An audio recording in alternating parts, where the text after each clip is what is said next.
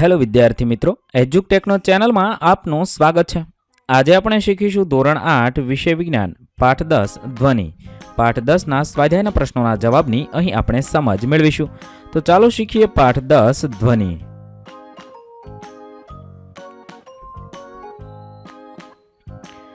પ્રશ્ન નંબર 1, સાચો ઉત્તર પસંદ કરો। સવાલ નંબર 1, ધ્વનિ ખાલી જગ્યામાં પ્રસરી શકે છે।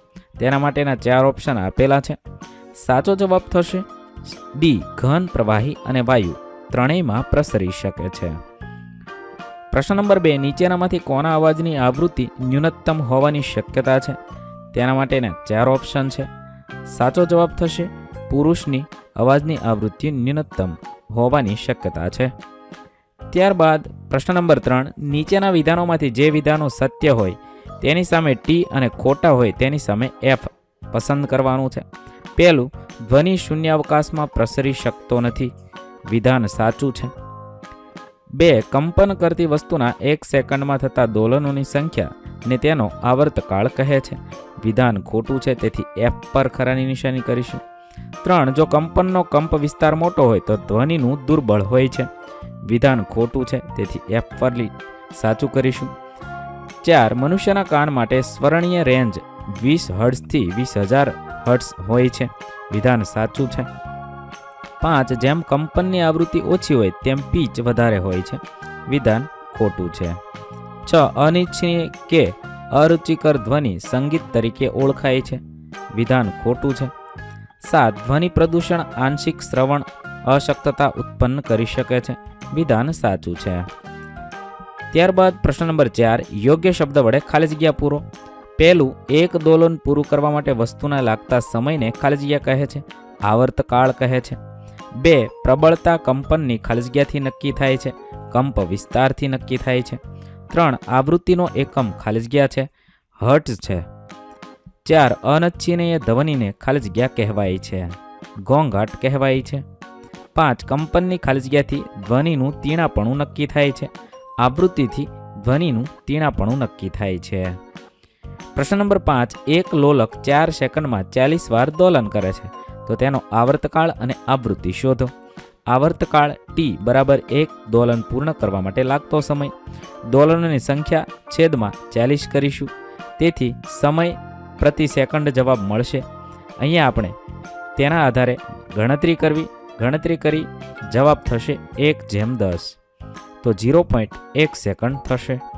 આવૃત્તિ 1 સેકન્ડમાં થતા દોલનની સંખ્યા સમય અને 40 સેકન્ડ, 40 આવૃત્તિ 4 સેકન્ડમાં થશે, તેથી 10 હર્ટ્ઝ થશે।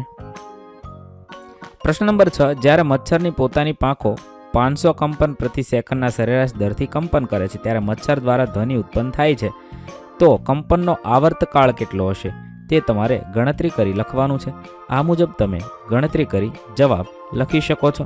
માટે એક કંપન કરવા લાગતો સમય એટલે કે આવર્તકાળ કહેવાય 1/500 સેકન્ડ, 0.002 સેકન્ડ થશે।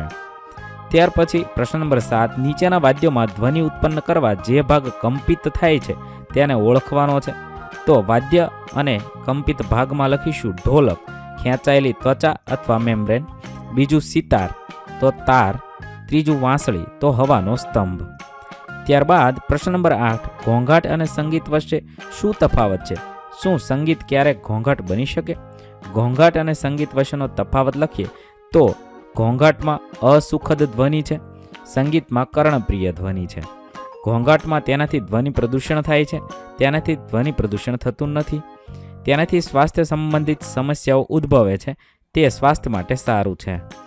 કોઈ ચોક્કસ વાદ્ય વડે ઘોંઘાટ ઉદ્ભવતો નથી, સંગીત ઉત્પન્ન કરવા માટે ચોક્કસ વાદ્યની જરૂર પડે છે।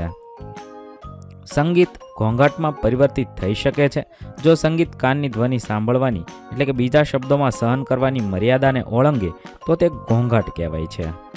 પ્રશ્ન નંબર 9, તમારી આસપાસ જોવા મળતા ઘોંઘાટના સ્ત્રોતની યાદી। અતિશય અને અનિચ્છનીય ધ્વનિ એટલે કે ઘોંઘાટ ઉત્પન્ન કરતા સ્ત્રોતોમાં લખીએ તો પહેલું, ખૂબ મોટા અવાજથી ચાલતા ટેલિવિઝન અને ટ્રાન્ઝિસ્ટર રેડિયો। 2, વાહનોનો અવાજ, ફેક્ટરીમાં ચાલતા મશીનોનો મોટો અવાજ। 3, ફટાકડા ફૂટવાનો અવાજ। 4, વાહનોના હોર્નનો અવાજ અથવા લાઉડસ્પીકરનો અવાજ। 5, મોટા શહેરના શાક માર્કેટ રેલવે સ્ટેશન અને એસટી સ્ટેન્ડ. ત્યારબાદ પ્રશ્ન નંબર 10, ઘોંઘાટ એ મનુષ્યને કઈ રીતે નુકસાન કરતા છે તે સમજાવો. ઘોંઘાટ એ અનેક સ્વાસ્થ્ય સંબંધિત સમસ્યાઓનું કારણ છે.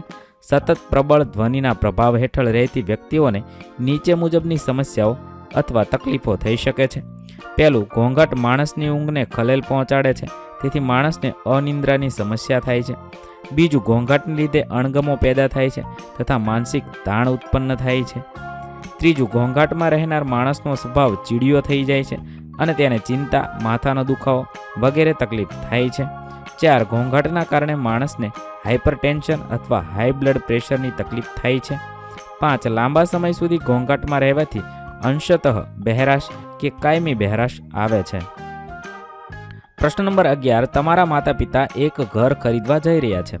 તેમને એક ઘર રસ્તાના કિનારે અને બીજું રસ્તાની 3 ગલી છોડીને આપવાનો પ્રસ્તાવ કરવામાં આવ્યો છે.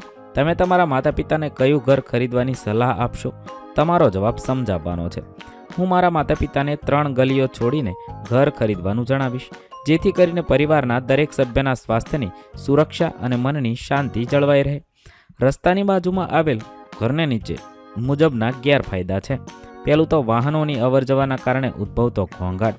બીજું તો વાહનોની ગતિના કારણે થતું ધૂળ અને ધુમાડાનું નિર્માણ. અને ત્રીજું, જુદા જુદા વાહનોના હોર્નનો મોટો અવાજ. આ રીતે રસ્તાની નજીકના ઘરમાં થોડીક તકલીફ પડે છે. ત્યારબાદ પ્રશ્ન નંબર 12, કંઠસ્થાનની આકૃતિ દોરો અને તમારા પોતાના શબ્દોમાં તેનું કાર્ય સમજાવો. અહીંયા મેં કંઠસ્થાનની આકૃતિ દોરી છે. હવે તેનું કાર્ય જોઈએ તો મનુષ્યમાં સ્વરપેટી કે કંઠસ્થાનમાંથી ધ્વનિ ઉત્પન્ન થાય છે. સ્વરપેટી શ્વાસનળીના ઉપલા છેડા પર હોય છે.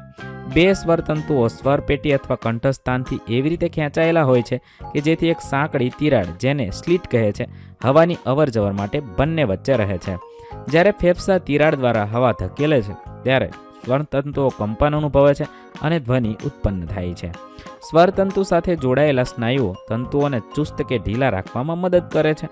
જ્યારે સ્વરતંતુઓ ચુસ્ત અને પાતળા હોય છે ત્યારે અને જ્યારે સ્વરતંતુઓ ઢીલા અને જાડા હોય છે ત્યારે અવાજનો પ્રકાર અને ગુણવત્તા જુદા જુદા હોય છે. પ્રશ્ન નંબર 13, આકાશમાં વીજળી અને મેઘગર્જના એક જ સમયે અને આપણાથી સમાન અંતરે થાય છે. આપણને વીજળી પહેલા દેખાય છે અને મેઘગર્જના પછીથી સંભળાય છે. તમે સમજાવી શકો શા માટે? 22° તાપમાને હવામાં ધ્વનિનો વેગ 344 મીટર પ્રતિ સેકન્ડ હોય છે, જ્યારે પ્રકાશનો વેગ છે c એટલે કે 3 × 10⁸ મીટર સેકન્ડનો હોય છે. તેથી તમે આ સૂત્ર મૂકી શકો છો. સૂત્ર મૂકી અને ગણતરી કરશો. તેથી આકાશમાં વીજળી અને મેઘગર્જના એક જ સમયે અને આપણાથી સમાનાંતરે થાય છે, પણ આપણને વીજળીથી પહેલાં દેખાય છે અને મેઘગર્જના પછીથી સંભળાય છે. અવાજનો વેગ ધીમો છે, જ્યારે પ્રકાશનો વેગ ઝડપી છે. આ રીતે તમે ગણતરી કરી જવાબ લખી શકો છો. વિદ્યાર્થી મિત્રો, ધોરણ 8ના વિજ્ઞાન વિષયના તમામ પાઠના પ્રશ્નોના જવાબના વિડીયો આપણી ચેનલ પર ઉપલબ્ધ છે, જે તમે ધોરણ 8 વિજ્ઞાન સ્વાધ્યાય નામના પ્લેલિસ્ટમાંથી મેળવી શકો છો. પ્લેલિસ્ટની લિંક વિડીયોના ડિસ્ક્રિપ્શનમાં આપેલી છે. તથા જો તમારે તેની પીડીએફની જરૂર હોય તો તમે આપણી એપ્લિકેશન પરથી મેળવી શકો છો. એપ્લિકેશનની લિંક પણ વિડીયોના ડિસ્ક્રિપ્શનમાં આપેલી છે. વિદ્યાર્થી મિત્રો, આપેલા વિડીયોની જો તમારે પીડીએફની જરૂર હોય તો તમે આપણી એપ્લિકેશન સ્માર્ટ સાથી પરથી મેળવી શકશો. વિદ્યાર્થી મિત્રો, આપણી એપ્લિકેશન સ્માર્ટ સાથી પ્લે સ્ટોરમાં આવી ગઈ છે, જેની અંદર તમે બધા વિભાગ જોઈ શકો છો. તેની અંદર વિવિધ ધોરણ છે. ધોરણ ઉપર ક્લિક કરતાં વિવિધ વિષય ખુલશે. વિષય ઉપર ક્લિક કરતાં તેની અંદર આવતા પાઠ ખુલશે. તેની અંદરથી તમે પાઠ્યપુસ્તક પણ ડાઉનલોડ કરી શકો છો. તેની અંદર આપેલા પાઠમાં ક્લિક કરતાં તમે પાઠની પીડીએફ, સ્વાધ્યાયની પીડીએફ, સ્વાધ્યાયન પોથીની પીડીએફ, પાઠના વિવિધ વિડીયોઝ, સ્વાધ્યાયના વિડીયોઝ, સ્વાધ્યાયન પોથીના વિડીયોઝ બધું જોઈ શકો છો અને ડાઉનલોડ પણ માત્ર એક ક્લિકમાં કરી શકો છો. વિદ્યાર્થી મિત્રો, આપણી એપને સપોર્ટ કરજો, ડાઉનલોડ કરજો.